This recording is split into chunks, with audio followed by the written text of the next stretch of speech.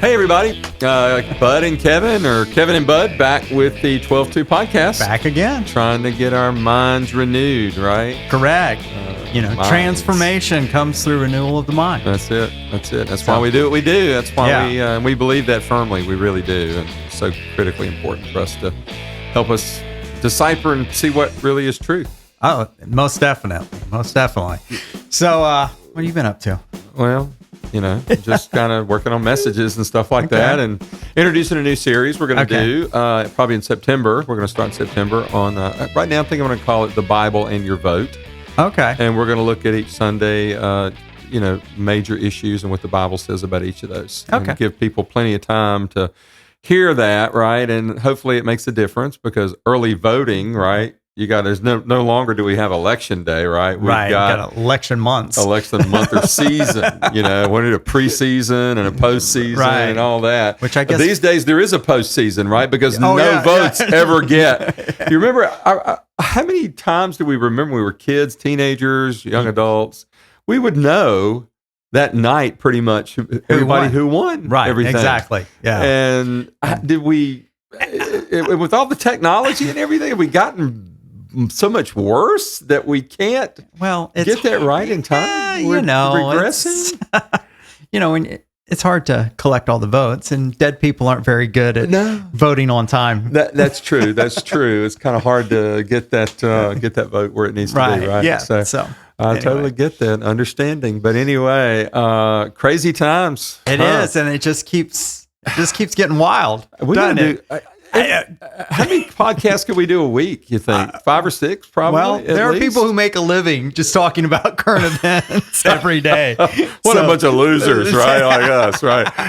So we have real jobs. And haven't quite figured out how to parlay just speaking into I can't get Good Ranchers to sponsor us, I guess. I don't need enough meat. But we clarify, we do have real jobs. Right. So we have real jobs. We have real jobs. Yeah. So can't get Reformed Sage, man. I got another shirt on. That's true. Needs to throw me some cash. Little sponsorship action, man. Oh, man. But culturally, what is happening around the world, KJ? Well, What's of course, the highlight? last week, What's the biggie? Last week, I guess, we're in the midst of the Olympics in France. Oh, are we really? I haven't paid attention. I'm just that's bad. I shouldn't say that. The athletes are great. Yeah. I mean, they work all their life, and then, absolutely. But we have seen in this Olympics, starting with the opening ceremony, this clash of cultures. I mean, and it's truly in a clash. And then, of course, now we see the whole, is it okay for men to beat up women? So evidently in Olympic boxing, it might be okay. So, I mean, it's wild. And you posed a question that was really a good question, and it really, I can't remember how you said it, but it had to do with, where do we find the limits of this nonsense? Yeah. The men beating up, women, right? Just because I want to say that I'm a woman. Right. And I know with this one, it's just a little bit, it's a weird situation. You got a guy from Algeria, and they probably weren't. But regardless, the chromosome thing wasn't quite on at birth, but still XY. Right. And he got thrown. I mean, him and the fighter from Taiwan, both of them were rejected from, I guess, the world championships last year. And that governing body said, hey, these guys test. They're men. XY. They're men. Yeah, they're men. Yeah, so they shouldn't be fighting women. And the Olympic Committee rejected that and allowed them to fight. And we have seen that they have beat the living daylights. Yeah, to the beat extent the brakes off of these women who have spent their whole career and their life trying to be the best woman boxer in whatever weight class that they happen to be in. While these guys were probably mediocre and this is not a drag on women, it's just the difference in the physical makeup, difference, right? And that is why it is so important that we allow, especially if you're for, quote, equality or want women to be able to succeed, especially in sports, that we allow them to compete against each other. I mean, the other week, I think it was last week also, while we were dealing with this boxing thing, I know that there was a young man who had identified as a female on the volleyball team, and I think caused damage to another girl. He spiked the ball so hard, a high schooler, that he damaged her cervical. Something. Yeah. And she's paralyzed right now. It paralyzed, really. Yeah.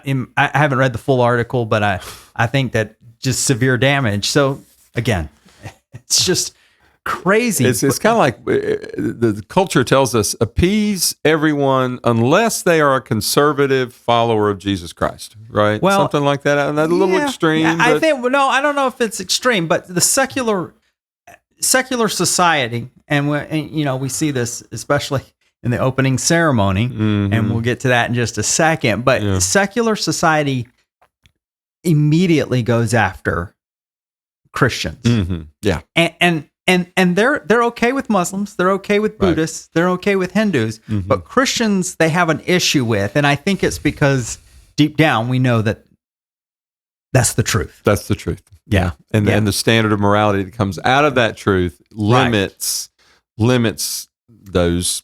Limits the freedom to live, quote, by freedom their own. Or liberty that the secular life gives the individual to express themselves in any way they see, do anything they, quote, want to do. And basically, ultimately, it gives ultimate power to the person who has the most might or wealth or whatever the case is. I mean, because there are no limits on that person. And I think our listeners, everybody needs to know that and understand that, right? It goes back to the truth. The fact of the matter is that everybody's okay except those who focus on believing the absolute truth of the Judeo-Christian faith, right? Who believe in it's capital T truth. Yeah. It's that simple. It really is. But yet, I think that most people who are believers and live by the Judeo-Christian standards of ethics and morality, we lose sight of that because nobody's ever going to admit that in popular culture. They're not going to say that. They're going to act on it. They're going to demonstrate it. But they're not going to admit that. And we're spending so much of our time looking at symptoms of the problem. It's a smoke and mirrors kind of thing in many ways. They're not going to admit it until they come to power. And then when they come to power, when they gain absolute power, we see what they do. They we've seen that in many countries. Right, we see that throughout history. I know, oftentimes people say history repeats itself. It doesn't necessarily repeat itself, but what I've heard is history definitely rhymes. It's the same. Yeah, it really similar does. Thing after similar thing, and every time we see a secular, whether it's communism, Marxism, or some form of the whatever, but an atheistic worldview, what shortly follows once they come to power is a cleansing of typically the Christian religion out of culture and society. Now, would you agree? You made a point there. So there are many people who are not atheists who live by that atheistic cultural mindset, ethic, or worldview. Yeah, many people live that way. They're not. They believe that there's a God. But they live by this. They live as if there is none. And there is, and that's just what we see. Oh yeah. What's your analysis? So go back to the opening ceremony of the Olympics. I know we talked about this just a little bit, and you've kind of looked at this pretty closely. What do you think about what was the intent? Is there any basis at all to the walking back or the apologies or whatever that have been uttered or the defenses? Well, I think what we have to look at is what's the purpose of the opening ceremony? Typically, an opening ceremony for the host country is to celebrate the achievements of that country, the culture of that country, what's important to that country. If you go back and you think of, recent Olympics, you see, I guess the one in Russia, and I know I saw they had a lot of ballet stuff because, that's important to them. So if you go back and you look, and I know Beijing with China, they had, all the guys beating the drums and type of thing. And it was, about Chinese culture and that type of thing. So it's a celebration of the culture of the host country. So think about France. So France when they went to say, hey, what is important to us? What do we want to display to the world as being important to us? Yeah. And what they chose was that period of time in French history of what's known as the French Revolution, and that's what they focused on. You had Marie Antoinette coming out with, singing, I guess, with holding her head, which was the overthrow of the French monarchy, which led to a time of what was known as the Reign of Terror, where the Jacobins, lopped off heads left and right until they ate themselves. And Robespierre, the head of that, ended up getting his head lopped off, which then led to the rise of Napoleon, which led to the rise of him becoming emperor, which plunged, of course, Europe into basically a world war. So if you know your history, you know that. But they wanted to celebrate that. And what we have to remember is that French Revolution was, number one, born out of a time of enlightenment, right, where we were gaining knowledge as the world, as Western civilization was gaining all this knowledge in science, and exploration and all of this stuff. So there was this, it was known as an age of reason. That we as human beings could solve all our issues if we just had to know enough, which is very interesting. If you go back to the early church, to the first century, the biggest thing that they were fighting against, that John fights against, you see John fight against, you see Jude fight against, and you see Paul start to fight against, was this idea of Gnosticism. Right. That knowledge is what is all that knowledge matters. Is supreme, yeah. Right. That special knowledge. If we could just have this knowledge, then everything will be okay. We can fix ourselves. We can save ourselves with enough knowledge. So you get fast forward to the French Revolution time, and it was this idea that we don't need. First of all, we don't need a king, and we don't need a church.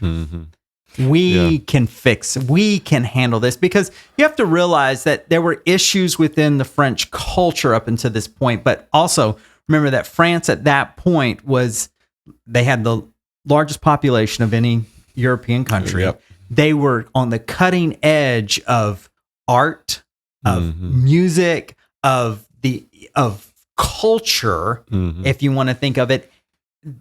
French was the language that everybody negotiated in across the world. I mean, Thomas Jefferson and Benjamin Franklin both learned French in order to do negotiations.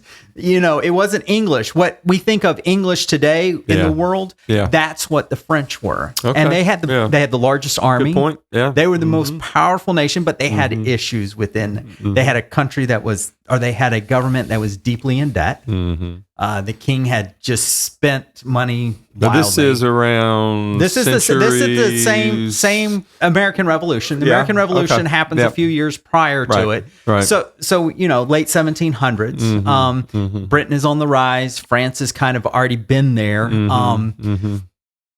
And so what has happened, of course, the French, there's been some wars that have happened, and the French have lost. If you think of the 7 Years' War in America, that was the French losing. They had lost they had lost Canada, so they had lost some of their colonies across around the world. So, but the king was extremely in debt. I mean, the nation was extremely in debt. There was a division between the haves and the have-nots. And so there were people who, instead of doing reform, the king kind of ignored his people. He ignored the cries. And there was, this idea that there needed to be some reformation that occurred. There needed to be some reform. There needed to be some help for the average Frenchman who was living in the cities and was poor and that type of thing. And so what happened was there was a group. The smallest group was the Jacobins. They were the radicals, and they gained power. Now they were named for. Do we know? Their source, I escapes me. I don't remember. Escape my was it mind. an individual, or I don't remember? I think so. Someone. You have to remember during when it all kind of blew up, there was the group that was loyal to the king, the royalists, who wanted to they wanted to establish what was similar in England. They wanted a constitutional monarchy, and then there was a couple other groups that wanted some type of from, a constitutional monarchy to being free from the monarchy. Okay. But the Jacobins were the most extreme, They but were they radicals, were pretty also, much. they were the radicals and they were the smallest group. But the problem was the others could not get along. So the Jacobins, because they were violent, because they were extreme, because they were the radicals, they gained power. And when they gained power, the two groups that they went after were, of course, the royalists, everybody with the king, and the church. They wanted to wipe out any religion, any influence that religion had on the French culture. They wanted to start, they basically said, we want to tear the system down, burn the system down, and start again. Sounds familiar. Predecessors, perhaps, to Marxism and communism, It's a proto-communist revolution because it's the same thing. It's always about envy. You take the people that are suffering, you create an envy with them, a covetousness, a jealousy, and you rile that up and you use people's pain, you use people's hardship to get them to rebel, right? Because that's where you get the haves and the have-nots, obviously, and that the oppressor oppressed idea, and it doesn't matter if it's real or if it's imagined. In the French case, it was. I mean, they were in a tough spot, so it was real. But it doesn't matter if the oppressor believes that. If his oppression is real or if it's made up, it doesn't matter. The reality doesn't matter, right? Reality the truth doesn't itself matter. doesn't matter, yeah. But you're trying to push to revolution. And what they wanted, those that were in control at that time, are the Jacobins wanted to do away with everything, burn the system down. And they did it to the point where once they had gained power, they called that year one. They did away with the calendar because they didn't want any reference to anything. They created a new calendar. They created a new 10-day week. And and they basically said, we are going to be a culture, a secular culture based on reason only. There is no God. There is no king. So, same old stuff, kind of. It rhymes. In different wrapping, right? And you think, you went back to the first century of the church, right? And you talked about how there was such a rise of the reason and the knowledge. And you really, we go all the way back to the Tower of Babel, right? Yeah. Genesis 11, and that's what you've got. Well, you go back to the garden. Another milestone. You go back to the garden, right? Because it was where Satan was very clearly there. Yeah. You can know good and evil. Right. It was all about knowledge or special knowledge. You'll get special knowledge, and that knowledge can save you. It's not the work of Christ. It's not the work of God. It's the special knowledge. So what they ended up doing, and this is back to the French. Back to the French. Yeah. They go into Notre Dame, the great cathedral, and they strip it out of any religious symbolism. They get rid of the relics. They get rid of. And they recreated in their own image is what they're doing. Right. Yeah. And they said this is the Church of Reason. And one of the celebrations that they had there was they mocked the Last Supper, and they put sexual perversion at a table, had people dressing up, of opposite sex or whatever the case is, and they recreate the Last Supper. Now, this was done during the French Revolution in the 1700s for that 5-year period that the French Revolution is in control, where the Jacobins are in control. They recreate. They have this celebration of reason in Notre Dame, and they recreate the Last Supper, and it's a mockery of everything that is religious. And what they were trying to do is they're trying to break that hold that the church had on the French culture. And so the opening ceremonies to the Olympics were simply a recognition, celebration of what they celebrated back during that revolutionary time, right? Correct. During the French Revolution. That makes it really convenient in order to justify it that way, because there is a historical connection, a legitimate historical connection. But what's the purpose of that? But you go back to that, and that's a rejection of God, a rejection of the church. And you have to understand that to be a priest or a nun during that time was a death sentence. If you claim to be religious and have loyalty to the church, the French revolutionists were going to kill you. And so them to celebrate that of everything that of all of French culture from Charlemagne to today, you pick that period of time and then you come and you celebrate it as a secular society. Because remember the big lady who is a lesbian or queer or whatever she said this is the new queer New Testament or the gay New Testament. The start of this is the gay New Testament.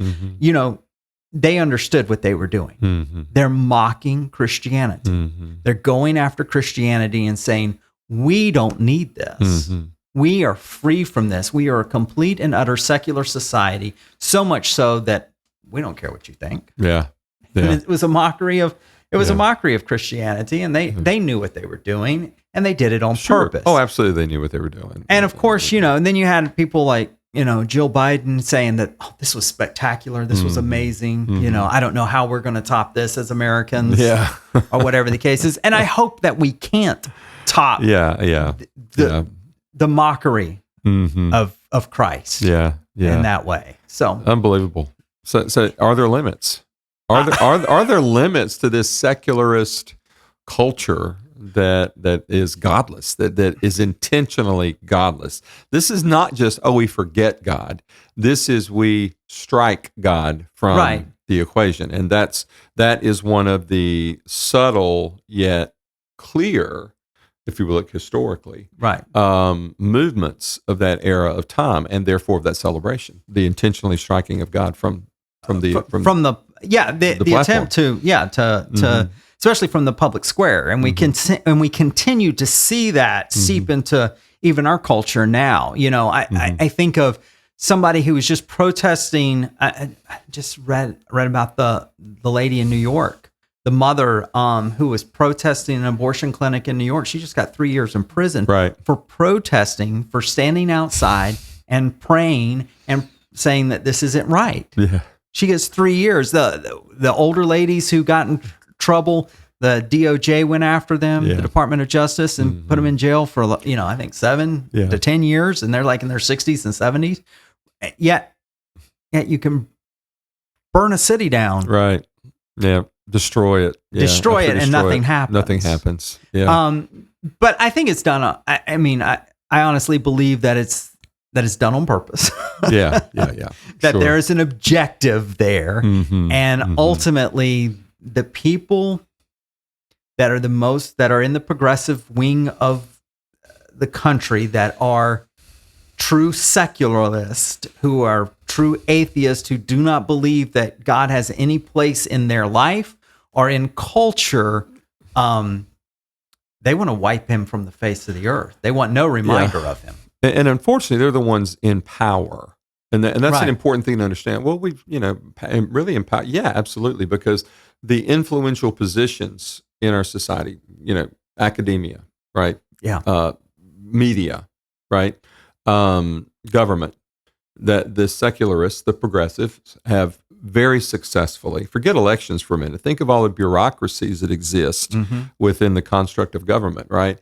Riddled but significantly with progressives. And so people who have been educated beyond their means. You think of the top schools, they're coming out of the top schools to get these positions, where academia is dominated by those folks, right? And so it's a cycle, and they have successfully been able to put themselves in a position not to create democracy or live by democracy, but to exercise power.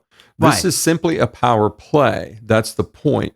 And what we're failing to understand, I think, as we look at what's going on with elections and et cetera, is no matter what we do, that particular influence is so deeply embedded in certainly America, but more so in France, right? In Western culture, and so that's a difference where power has become democracy. In our case, I believe it's just an opinion. Right, democracy has basically taken a backseat to power in our country. because the real influence does not come through the halls of the legislature. The real influence comes through those who control these positions that cause people to think and emote according to right. an anti-truth. Oh, Not. yeah. I mean, an anti-truth. An example of an anti-truth. Someone just said, I think that no matter what you think about our current president, right? But to say that he belongs on Mount Rushmore, which occurred by a former Speaker of the House, Nancy Pelosi. Yeah. But I heard that's a little bit. Yeah, no matter what you think about him, that's pretty far-fetched. That's pretty bold. Yeah, That's pretty bold. Pretty far-fetched. Yeah. There's probably a list on both sides of the aisle that you could come up before it would be him. But you notice that truth doesn't matter, because remember, just 2 weeks or a week prior to Joe Biden stepping out of the race, the Kamala Harris was everybody was saying how terrible of a VP she was. Right. Yeah. And now she's a legitimate threat to win the presidency. Right. And now she's the greatest thing since sliced bread. And I think, and it's the second, I'm just going to go out. I think it's demonic. Yeah. And the fact that you have to realize that Satan can't get at God, but he can get at God's creation. Yes, he can. And when you see this happen, when you see the progressives come to power, when you see the oppressor be manipulated in order for us to have revolution, when you see these atheistic people come to power, what typically follows is just destruction of everything that is human. There's a new book out called Unhumans, and it looks at this stuff. It looks at the communist revolutions, and it starts way back with the French Revolution and moves forward. And you're reading that one, I'm assuming, right? Yeah, I would highly recommend it. You can get it on. You were able to brush up some of the stuff you told us about today, right? Believe it. Yeah. You can get it on Amazon. It's just been released within the last couple of weeks or so. Who's the author? If I hadn't asked you, you would have gotten that. I have it pulled up. I'm sure you do. It's pretty much right there on you. Yeah, it's. Hold on, just a second. I'm sorry. All right, it's okay. It's Jack. I can't say his last name. Okay. It's POS. All right. POSOBIEC. Okay. Yeah. All right, good. But it's Unhumans is the title of the book. You can get it on Amazon. Maybe Chris will pretty balanced. Drop a link. Pretty balanced. You think in its approach, the book? And it's historical. Okay. It's historical. Okay. But one of the things he says is that what happens, what the let me see if I can get this right. When you look at a system out there, its results are its purpose. The purpose of the system is what it does. So if people die, if people are killed on a massive scale, think of communist Russia, think of communist China, where 100 million people die. Yeah. If that's what happens, that was the purpose of the system. So it's looking at the ultimate result. Okay, if that's what it took us to get here, right? Then there's justification in arrears. In other words, right. Pretty much, we look back on it and say, well, it had to happen because the goal to get to communism is such a noble outcome. Well, what it's saying is that communism results in death of people. Right. That's the purpose of communism. And is to kill people. And that's why I say it's demonic, because I believe that Satan uses these processes to destroy everything that is beautiful, right, and that is human. I mean, you think of art. Yeah. I mean, think of modern art versus what we used to produce. It's completely secular art is either perverse, debauched, or makes no sense. And you go back and you think of the greats. I mean, think of music. Think of what we say is great music today. Yeah. Are you telling me Taylor Swift is as good as Smokey Beethoven? Robinson? Well, I was going back to Beethoven or Bach or somebody, or those guys that she's as... No, of course not. Yeah, Yeah. And so that's what I'm saying. It just, you look at architecture, think of the buildings that were built back in the Middle Ages of the churches in order to evoke awe. Yeah. So and we just wipe that out. All right, we got to do part 2 next time. Okay, this is pretty cool. You've given us some great stuff about French history and understanding of what happened, maybe. So let's maybe pick up a little bit of that next time. Is that okay? Really good. Thanks for doing that research. Fantastic. No worries. Yeah. But anyway, make sure you join us next time. Yep, right? yep, and like us, share us, and give us a thumbs up. Love us. Take care. God bless. Bye.